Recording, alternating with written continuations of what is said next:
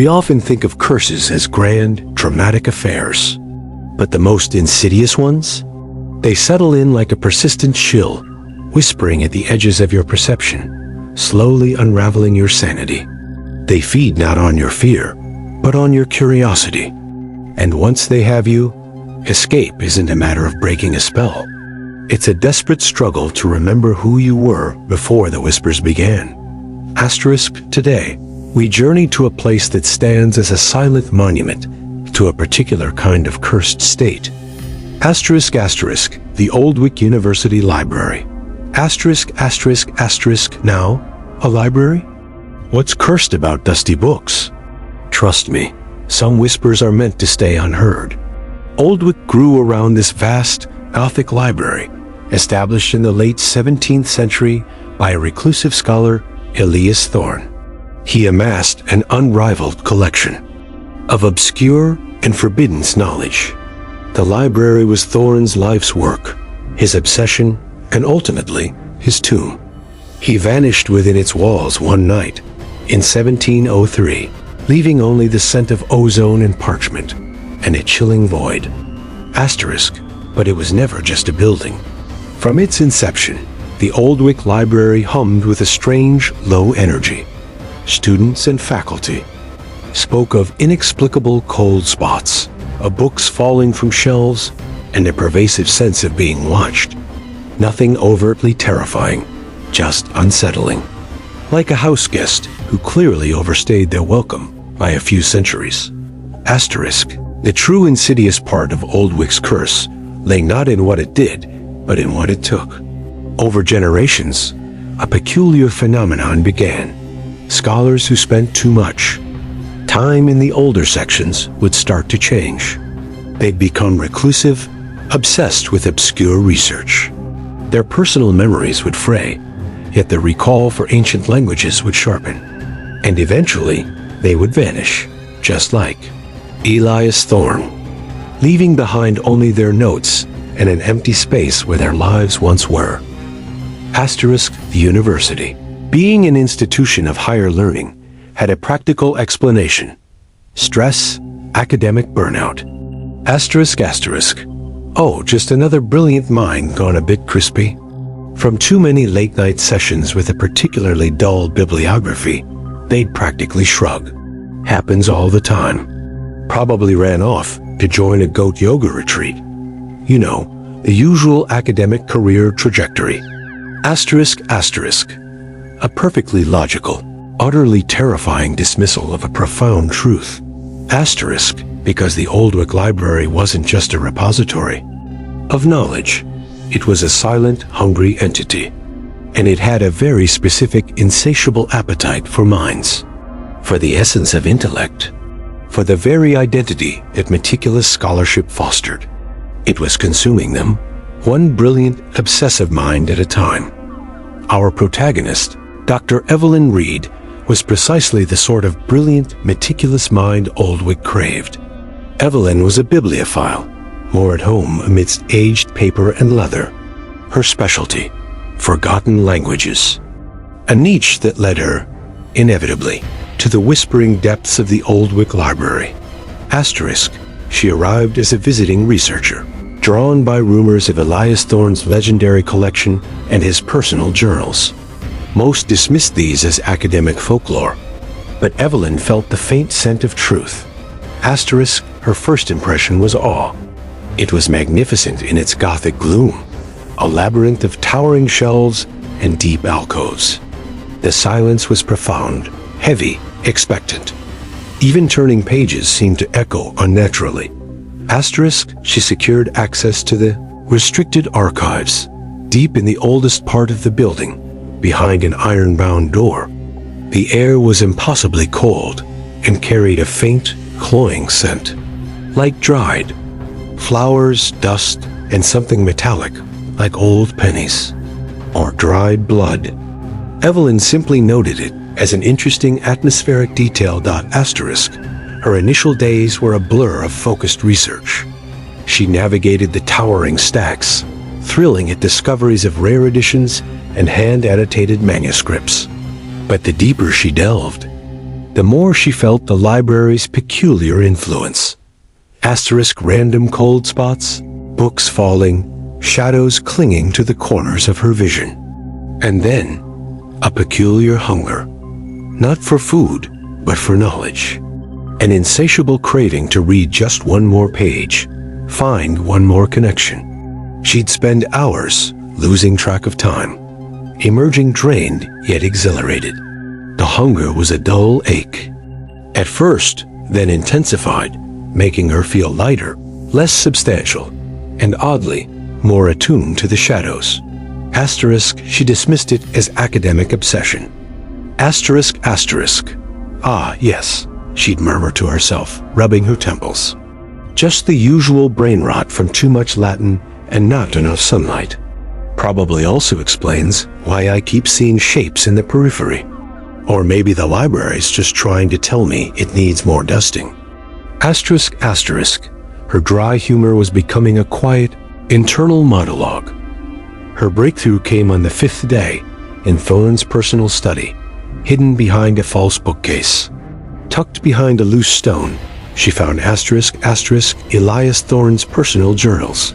Asterisk, asterisk, asterisk bound. In dark, brittle leather, their pages were yellowed and crackling, filled with elegant, spidery script. The first entry was dated 1698. Asterisk Thorne's early entries were a scholar's delight. But slowly, subtly, the tone shifted. Asterisk, asterisk, August 14th, 1700. Asterisk, my grand work progresses.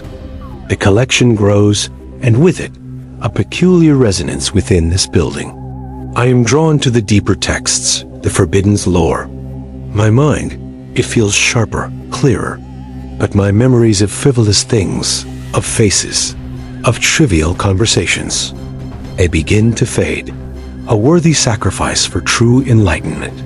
Asterisk Evelyn felt a prickle of unease, fading memories. That unsettling hunger, it echoed her own experiences. Asterisk Thorne's entries grew more obsessive, more disturbing. Asterisk, asterisk, September 3rd, 1701. Asterisk, the whispers are clearer now.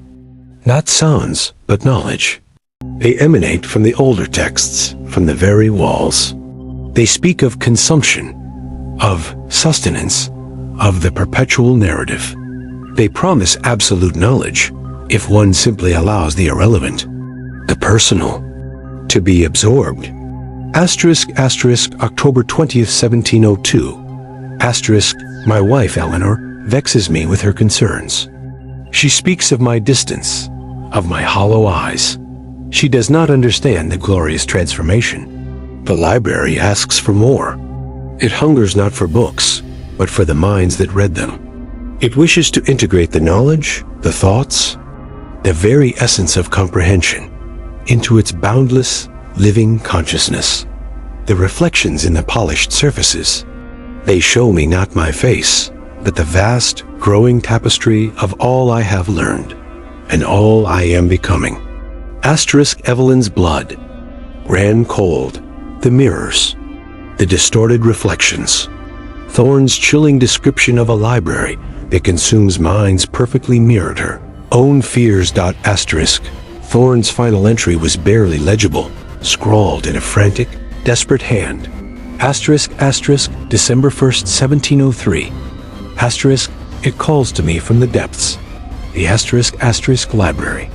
Itself, asterisk, asterisk. It is not a building. It is a vast, sentient hunger. It desires to absorb me completely. I am fading. My name, my face. They blur. It is a glorious, terrifying consumption. A final, absolute chapter. I step into the shelves to become the book. Asterisk, the entry ended abruptly. Elias Thorne's disappearance date. Asterisk, Evelyn closed. The journal, her hands trembling. She hadn't found academic folklore. She'd found a confession, a horrifying blueprint. The library wasn't just old, it was alive. And it was consuming the minds of those who sought knowledge within its walls. It wasn't just a place with a curse. It was the curse. A sentient, intellectual vampire. The air in Thorne's study grew impossibly cold. The low hum she'd noticed now felt like a deep, resonant growl emanating from the very foundations of the building. And the hunger within her, for knowledge, for more, intensified. It was now. The library's hunger, perfectly mirrored within her. Asterisk, asterisk, asterisk, right, Evelyn whispered. So, my lifelong dream of becoming one with knowledge is apparently less a spiritual awakening and more a recipe for being absorbed by a giant, sentient index card system. This is significantly less glamorous than I envisioned, and frankly, a rather rude way to treat a visiting scholar. Asterisk, asterisk. Her forced levity was brittle, barely containing the rising terror. She scrambled out of Thorne's study. The hallways seemed to stretch impossibly long, the towering shelves looming like hungry jaws. She could hear the whispers now, growing louder, emanating from the stacks. Asterisk, knowledge, become, join, ours, asterisk, asterisk. They were tempting, promising ultimate understanding. But Evelyn knew the price, erasure of the individual mind. She tried to fight, to cling to her identity, her family, friends, quirks. But the memories felt distant, fading. The library was already siphoning. The hunger for knowledge threatened to drown out everything else. Asterisk, she stumbled into the main hall. The vast space now felt like a monumental trap. Shelves swayed, books vibrated with a silent, hungry energy. She felt herself drawn deeper, towards the core of the building. Asterisk, her vision blurred. Distant students shimmered, becoming translucent, indistinct. Were they already consumed? The line between reality and the library's influence blurred. Asterisk, she tried to reach the exit, but her legs felt heavy, her movements sluggish. The whispers intensified, a deafening roar in her mind, screaming. Asterisk, give, become, no. Asterisk, asterisk, then she saw it. In the polished surface of an antique desk, her reflection, but it wasn't right. Eyes too wide, mouth unnaturally smiling. And behind her, reflected in the same surface, stood a figure, tall, indistinct, composed of swirling shadow and flickering pages. It had no discernible face, but its form was vaguely humanoid, its limbs extending into the very shelves. The library, made manifest. Asterisk, the reflected Evelyn slowly reached out, her touch cold, absorbing. Evelyn recoiled, terrified. This wasn't a haunting. It was emerging. A consumption. Asterisk, asterisk, asterisk. Well, this is rather inconvenient, Evelyn thought, a desperate, manic chuckle rising. Just when I thought I was having a bad hair day, turns out my reflection is trying to absorb my entire being. Very dramatic. You'd think the library would at least learn some manners, or invest in a better mirror. This one makes my nose look huge, and I'm about to be erased. Priorities, people. Asterisk, asterisk, the dark humor was a desperate, almost suicidal defiance. She ran, not towards the exit, but deeper. Instinct guided her. She burst back into Thorne's study. The air was thick with ozone and ancient paper. The grand desk stood, scattered with Thorne's notes. And behind it, filling the entire wall, was a massive, ornate mirror. It wasn't reflecting the room.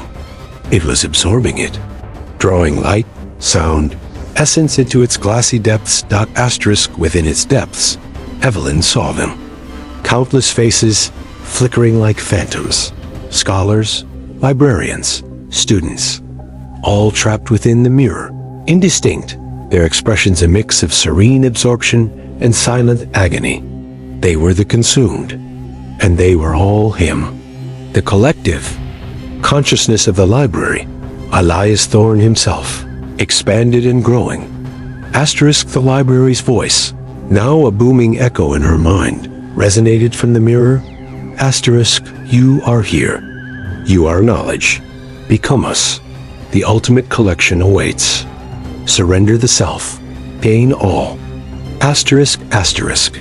A spectral hand, formed of swirling pages and cold light, reached out from the mirror, beckoning her. The promise of ultimate knowledge was intoxicating. She felt herself drawn forward. Asterisk, but then, a desperate final thought pierced the haze. Her research. Her unique ability to decipher forgotten languages. If she surrendered, that would be absorbed, too. It wouldn't be her knowledge anymore. Her specific contribution would be lost. Asterisk, she focused on that single defining aspect of her identity, her skill, her academic precision, her unique ability to translate dead languages. It was a niche, almost pedantic skill, but it was hers, and she refused to let it be consumed. Asterisk, she reached into her bag, pulling out her worn, leather-bound notebook, her most prized possession, filled with her own meticulously translated notes. A tangible anchor to her individual intellect. Asterisk, the library recoiled slightly, its booming voice faltering. It understood the act. It understood the value of knowledge, but it could not comprehend a single, defiant mind refusing to be absorbed. Asterisk in. A desperate, defiant act, Evelyn slammed her notebook against the pulsing surface of the mirror. Asterisk. A blinding flash of light erupted, followed by a deafening shriek. The mirror pulsed violently, a crack appearing, then another, spreading like spiderwebs. The spectral hand from within recoiled, dissolving. Asterisk, the library roared in silent fury.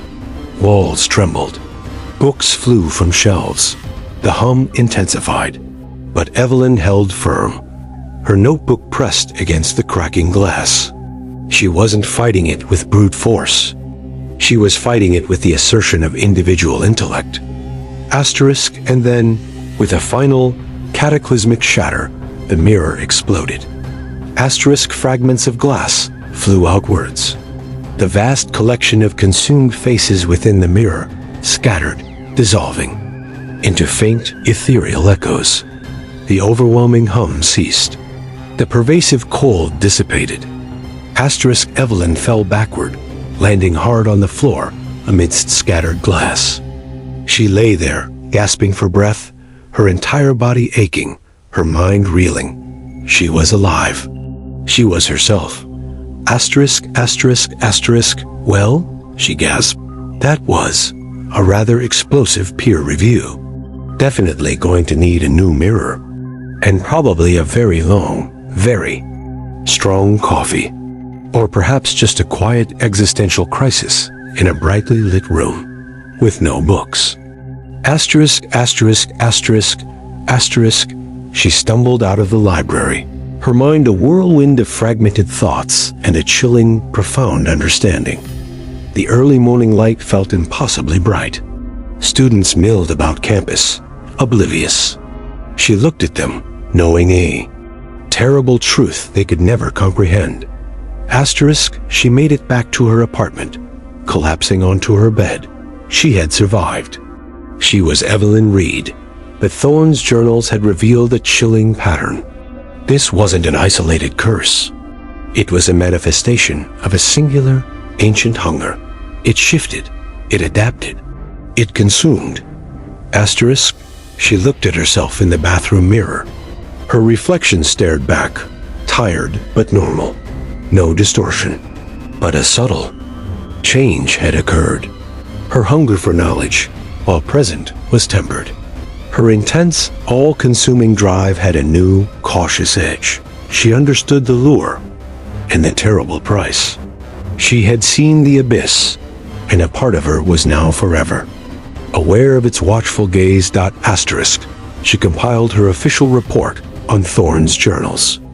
A brilliant, groundbreaking academic paper, connecting folklore and forgotten history into an unsettling narrative.